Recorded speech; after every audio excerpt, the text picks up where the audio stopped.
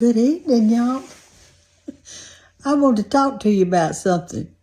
I want to talk to you about the time change. Now, let me tell you what I did. Well, there's a bunch of stuff that affects me when time changes. Does it do, y'all? Let me tell you what I did. I got sleepy last night at 5 o'clock. It was dark. It was dark in Andalusia, Alabama. And I'm thinking, oh my goodness, I'm going to have to stay up 3 more hours for 8 o'clock. And I was yawning. I was so sleepy. I had to just absolutely fight it. So finally at 7:30, I went to bed and I was asleep. And then tonight it got dark and I was rushing around here trying to get dressed for the ball game, thinking that I was running late. And I just happened to look at my phone and it said 5:30. It's not even near time for the ball game. So anyway, I had my shower and I got dressed, and here I am just sitting here. And I thought, let me just see if anybody else is having the same problem I'm having. Listen, you know, we all have so many stories, don't we? We all have so many. Well, let me tell you a funny one about my mother and my daddy.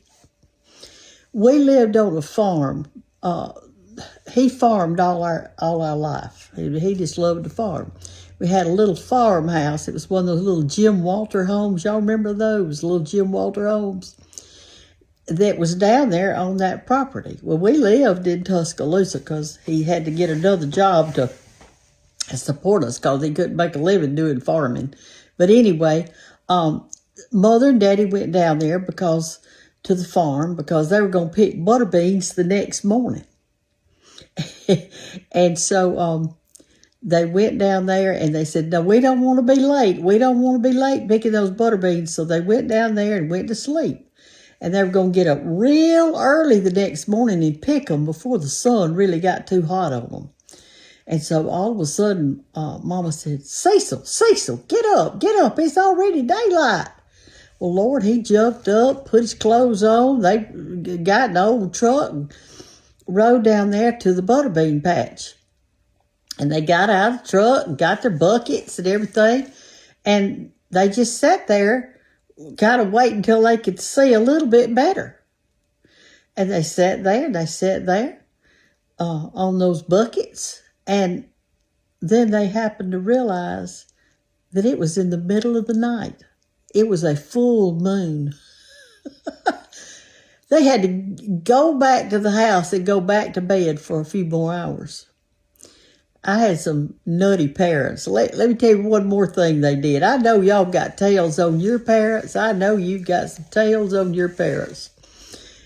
They went down there at that little farmhouse one time in the dead of winter just to get away and just to go down there because it's got a big field in the back and you can watch some deer and that kind of stuff. It was in Pickens County, Alabama. So anyway, it was really cold and they have gas heat. They're afraid to turn that heat on at night. You know, they're scared of fire. So anyway, they just sleeping in a cold room and it was really cold. But they had an electric blanket on the bed. It was one of those dual kinds so that you could turn yours like you want it and your husband can turn his like he wants it. So anyway, they turned on their electric blanket and got in the bed. And Mother kept getting cold, so she kept turning hers up. Daddy kept getting hot, so he kept turning his down. And they fought with that electric blanket all night, couldn't get their blankets working right. Mama was freezing and Daddy was burning up. And here's what happened. When Mother hooked it up at the end of the bed, like you got those little plugs, you do it, she got it messed up. And she put her plug in his side and his plug in her side. And they fought with that thing all night long. They were wonderful parents though, but they did some stuff. And something else my daddy always did, and I guess he did it because his daddy did it. You know, old people's back itches. Do y'all realize that? Old people like me, I'm an old people. And on one side of my back here, kind of on that shoulder blade, but down some. It's hard to reach. I itch all the time. As a matter of fact, when I went to the skin doctor, the last time I went, it was a guy. I said, look at my back really good. So something's back there. My back is just itches all the time, and I can just scratch it to death. I've got a back scratcher in there at the bathroom that I do that with. I just draw blood almost. It itches so bad. And he started laughing. He said, there's nothing back there, Miss Brenda. There's nothing back there. Your skin is just as smooth. There's no bumps. There's nothing back there where you're saying you're itching. And I said, well, I'm itching. I'm not imagining it. He said, when you get old, your nerve endings want to kind of come out closer to the skin. And he said, as you get old, and that's why people that are old, their back itches. They'll say, scratch my back. Well, my daddy used to stand up next to the door like that and lean back on the door and do this to scratch his back. He'd just go back and forth, back and forth. And my big daddy did the exact same thing. The exact same thing to scratch his back. But, you know, between the time change and your back itching and you want to go to bed and you can't because it's too early and you know you'll be up at 1 o'clock in the morning if you do. So I don't like the time change. I like for it. I don't mind it if they'll fix it and leave it alone, but I don't like it going back and forth, because my body doesn't adjust well to it. But anyway, I've had a really good day today. I'm still working on that back part of the house where the new floor was put because I had to put everything back where it was supposed to go. And that is a job. Let me tell you, that's a job. And so I worked on that all day, and I have washed clothes all day. Because the people at the Cottle House left at 10 this morning, and the new group came in. Well, all the people that left, I'm washing their clothes. Well, their sheets and towels and all that stuff. Bath cloths. I'm getting them ready so they'll be clean for the next little group. I've got some in the dryer right now. When those get through, I'll be done.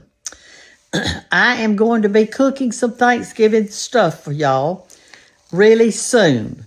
Because I want to make some cookies and some stuff like that. And and just different things. And I guess I'll make that orange slice cake again because I love that. And I've already bought my orange slice candy to put in it. And y'all know that if you don't go ahead and buy it, it's going to be all bought up. And you can't find it. You cannot find it. Y'all know what that orange slice candy looks like. It looks like a wedge of an orange, sugar-coated. That's what you got to have to go in this cake. And it is so good. If you'll make it for Thanksgiving, y'all, it's in that first book. If you'll make it, you will not be disappointed. But the only little trick that I'll show y'all when I make it, I'm not quite ready to make it yet. When you're cutting up that orange candy, you want to cut it real small, little slivers. Stick your knife or your scissors, whichever one you happen to be using, stick it down in some flour and cut, because that candy, it'll start sticking to your knife if you don't. So just keep your little bowl right there and y'all can put it in and that kind of stuff. How many of y'all have made the orange slice cake? It's an old-timey recipe. Miss Gantt used to make it, and I made it. Mother always made the fruit cake, which I'll probably do that at Christmas and just do the orange slice for Thanksgiving. But anyway, we're just getting our menu going. My family, they want candied yams. Candied yams. That's instead of sweet potato casserole. So I'm going to buy me some pretty sweet potatoes and cut those up and make some candied yams with some good sugar and butter. And that'll be a good thing. We've already got our list of what everybody wants. We've already made it. We know who's doing what, and bring it on. So I know y'all have too, and you're looking forward to being with your family and that kind of stuff. it's wonderful to be together at Thanksgiving. We've got so much to be thankful for. We're just so blessed. We are so blessed in this country.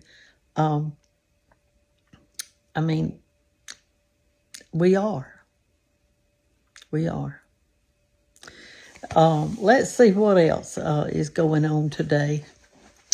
I forgot to put my garbage out on Tuesday, so it is running over the brim out there. And I got 3 more days to go. Well, today's Friday, Saturday and Sunday and Monday. I got 3 more days and I don't know where I'm putting my garbage. I guess I'll have to just save it and then put it in. As soon as they take that hobo off, then I'll go down there and get it and put some more in, I guess. Anyway, I just wanted to say hi to y'all tonight and ask you if you're having trouble staying awake. Now, people in California and way out there, when it's dark here, what time will it be dark at your spot when we're like this? See, the sun's going down in the west. And so it went down here first, and it'll go down on y'all in a little bit. What time is it when it actually goes down, when you're having daylight savings time? Is it like late? Is it 8 o'clock? Is it 10? What time is it? I want y'all to let me know that. I should know it. I could ask Siri. She probably knows it. I ask her stuff all the time. A while ago, I said, "Hey, Siri, where are you?" She says, "I'm over here." Let me tell y'all why you need to use her. Banks set me up on Siri. She fixed my phone so it would work. Let's say you're outside and nobody's around. It's just you and the Lord. And you're working in the yard. And you fall. And your phone fell out of your hand or fell out of your pocket. It is laying over there 10 feet from you. And you can't get to it because maybe you broke your leg or something. All you've got to do is say, "Hey, Siri. Hey, Siri." I can't say it now because she'll answer me. "Will you please call Hannah, or will you please call 911? Or something like that." And she hears that, and she will do it. And that's so important because, and if you lose your phone in the house, or if you want your flashlight to come on, you can just say, "Hey, Siri, turn on the flashlight," and she will. So your phones can do anything. And so you need to really get set up with that. It's a safety feature. And so if something did happen and you had it in your pocket, at least she could call if you weren't even able to use your hands. She could do it for you.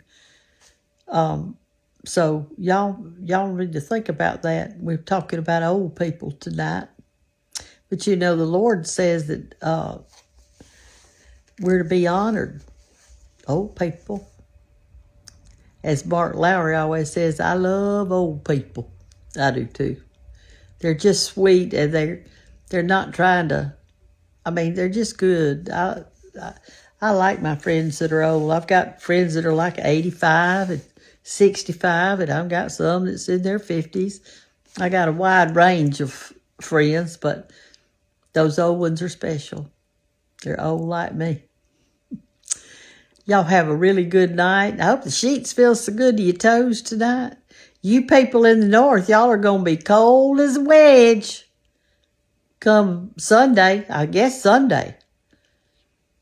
I texted Bay today and I said, "Honey," I said, "you fix to get some cold weather in South Carolina." She said, "I'll stay warm, Big Mama. I'll stay warm." I brought some of my plants in today.